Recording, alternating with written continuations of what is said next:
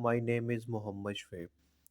आज की इस वीडियो में 9th class math unit number 12 का सेकंड थ्योरम डिस्कस करेंगे। थ्योरम की स्टेटमेंट हमारे पास है any point equi distance from the end point of a line segment is on the right bisector.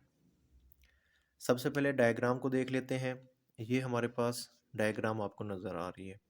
ये जो सेकंड थ्योरम है ये एक्चुअली जो फर्स्ट थ्योरम हमने प्रीवियस वीडियो में डिस्कस किया था उसका ये कन्वर्स है। वो कहता है कि अगर हम राइट बाई सेक्टर पे, यानी कि ये जो डॉटेड लाइन आपको नज़र आ रही है ये राइट बाई सेक्टर है। अगर हम राइट बाई सेक्टर पे कोई पॉइंट पी लेते हैं, ये पॉइंट पी, वो क्या होगा, ये जो लाइन सेगमेंट ए बी है इससे क्या होगा, इक्वल फासले पे होगा। ये थ्योरम की स्टेटमेंट है और इसी स्टेटमेंट को ही आप लोगों ने अच्छे से प्रिपेयर कर लेना है, ये अपने माइंड में बिठा लेना है कि इस सेकंड थ्योरम की स्टेटमेंट क्या है और इसी स्टेटमेंट के मुताबिक हम ये क्या करेंगे, डायग्राम भी ड्रा करेंगे। नेक्स्ट हमारे पास गिवन डाटा है। गिवन डाटा में वो कहता है कि A B is line segment. ये जो ए बी हमारे पास है ये क्या है, एक लाइन सेगमेंट है।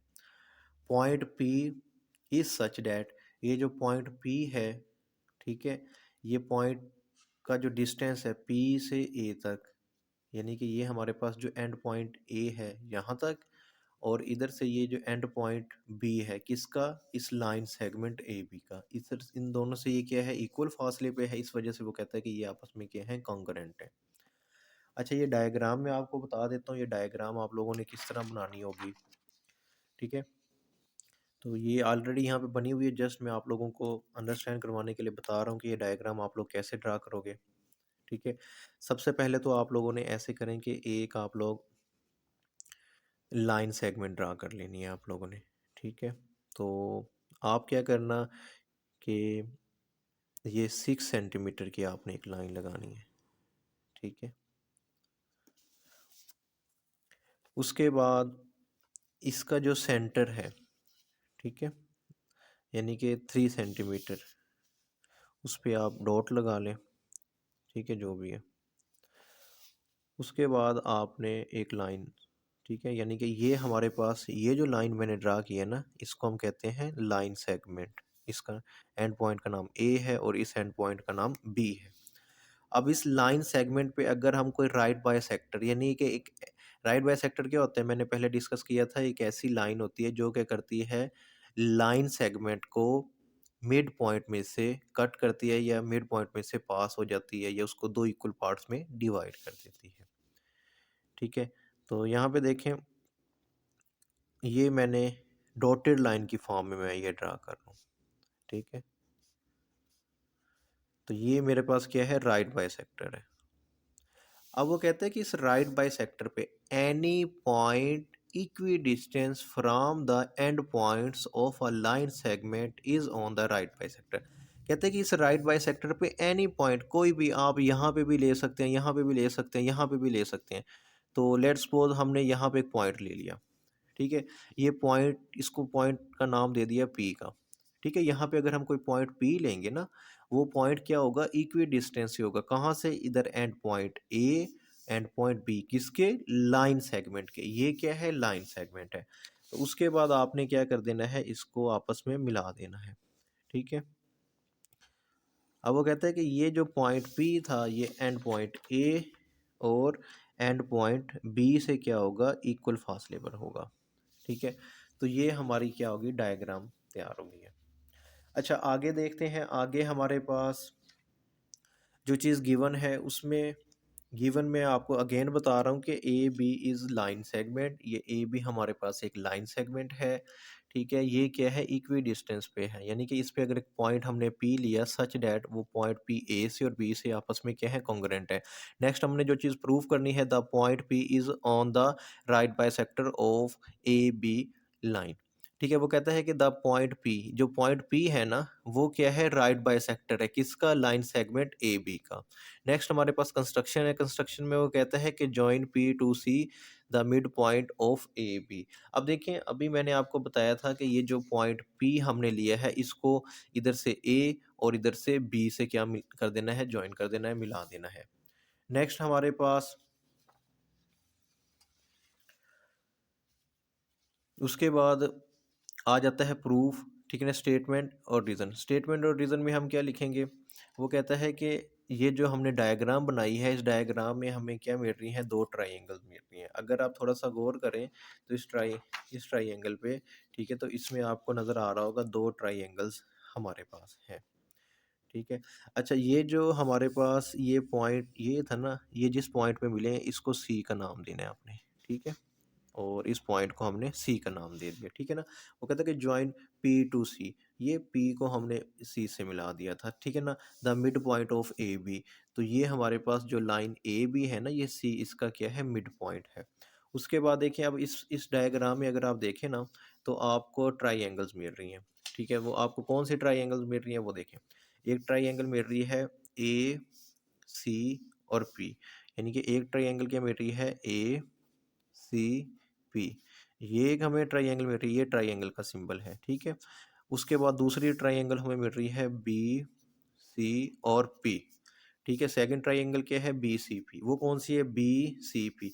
अच्छा, आप थोड़ा सा गौर करें ना कि हमने ए के बाद सी लिखा है, यानी ए सी पी, क्योंकि ये जो हमारे पास ट्राइंगल मिल रही है ना, ये राइट ट्राइंगल है, और यहाँ पे हमारे पास आमतौर पे क्या होता है, 90 का एंगल होता है। इस वजह से हमने पहले क्या लिखा, A C P, triangle A C P और ट्राइंगल बी सी पी, ठीक है। ये दोनों आपस में क्रॉसपोंडेंस हैं, ठीक है। तो ये हमने क्रॉसपोंडेंस का साइन लगा दिया।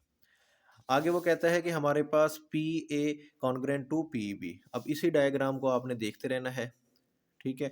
अब क्या कहता है, कहता है पी ए, ये पी से लेके ए तक ये वाली जो साइड है, और पी से बी तक, ये दोनों आपस में एक जैसी हैं, कॉन्ग्रेंट हैं, ये चीज़ गिवन है। उसके बाद पी सी और पी सी। अब इसी ट्राइंगल में अगर आप देखें ना, ठीक है, ये जो दो ट्राइंगल्स हमने बनाई हैं, लेट्स सपोज अगर मैं इसको यूँ अलग से बना देता हूँ आपके लिए दो ट्राइंगल, ठीक है, तो आपको ये चीज़ नज़र आ रही होगी, ठीक है। यानी कि ये जो ट्राइंगल आपको नज़र आ रही है, एक क्या है, पी, ठीक है, ये पी है, इस पॉइंट को ए और सी, ये जैसे ये ट्राइंगल मैंने अलग कर दी। उसके बाद ये भी पी सी और बी, ठीक है। अब अगर आप गौर करें तो यहाँ पे हमारे पास क्या है, वो कहता है कि ये पी सी, यानी कि इस ट्राइंगल में ये वाला जो पॉइंट, ये पी सी और ये पॉइंट पी सी, ये दोनों ट्राइंगल में कॉमन है, तो इस वजह से वो कहता है कि ये कॉमन है। उसके बाद ए सी और बी सी आपस में क्या है, कॉन्ग्रेंट है। देखें, ए सी यहाँ से लेके ए सी, ये वाला जो ये साइड ए सी, और उसके बाद ये साइड बी सी, ये भी आपस में एक जैसी है साइज में, यहाँ पे भी नज़र आ रहा है, इस ट्राइंगल में भी आप देख सकते हैं।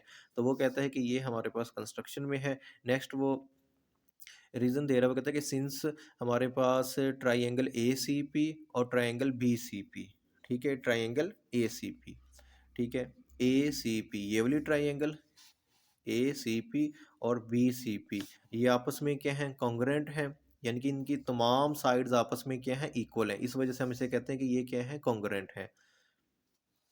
और उसके बाद वो इसकी रीज़न कहता है कि ए सी पी और बी सी पी आपस में कॉन्ग्रेंट है, तो इसका मतलब ये हो गया ना, इनकी तमाम साइड्स इक्वल हैं। तो ये जो हमारे पास एस डॉट एस, इसको हम कहते हैं साइड साइड साइड, ठीक है।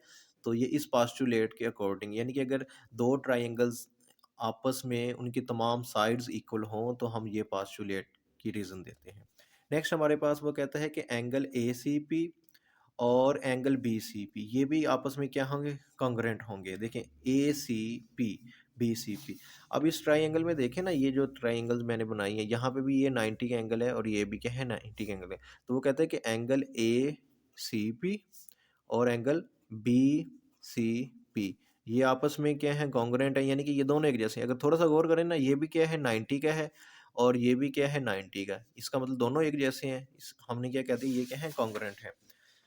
तो वो कहता है कि करॉस्पॉन्डिंग एंगल्स ऑफ कॉन्ग्रुएंट ट्राइंगल्स, यानी कि अगर ये एंगल्स भी आपस में इक्वल हैं, किसके क्रॉस, इनके जो करॉस्पॉन्डिंग एंगल्स हैं वो इक्वल हैं, किसके, कॉन्ग्रुएंट ट्राइंगल, यानी कि अगर दो ट्राइंगल्स आपस में इक्वल हैं, तो वो आपस में कॉन्ग्रुएंट ट्राइंगल्स होंगे, और उनके जो एंगल्स होंगे वो भी क्या होंगे, एक जैसे होंगे। नेक्स्ट हमारे पास, ठीक है, नेक्स्ट में वो कहता है कि but measure angle A C P plus measure angle B C P, यानी कि ये दोनों जो एंगल्स हमने अभी मैंने आपको बताए थे कि ए सी पी, ठीक है, ए सी पी और बी सी पी, देखें ये भी मैंने अभी बताया कि ये भी 90 का है और ये भी क्या है 90 का। इन दोनों को अगर हम सम करेंगे तो ये हमारे पास क्या आ जाएगा 180, और 180 यानी कि सप्लीमेंट्री एंगल। अब वो कहता है कि measure angle A C P plus measure angle B C P which is equal to 180, इसको आपने इक्वेशन 2 का नाम देना है। और ये क्या है सप्लीमेंट्री एंगल्स फ्रॉम 1 and 2, ठीक है। उसके बाद आगे हमारे पास ये इक्वेशन 1 थी, ठीक है। नेक्स्ट वो कहता है कि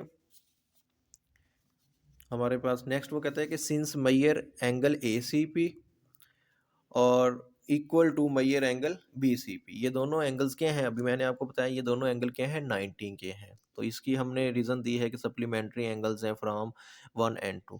नेक्स्ट वो कहता है कि पी सी परपेंडिकुलर है ए बी पे, यानी कि अगर आप इसी डायग्राम में देखें तो हमारे पास ये जो डायग्राम नज़र आ रही है ना, इसमें ये पी सी, ये पी सी, ठीक है, ये क्या है परपेंडिकुलर है किसके ऊपर, ये जो लाइन सेगमेंट ए बी है।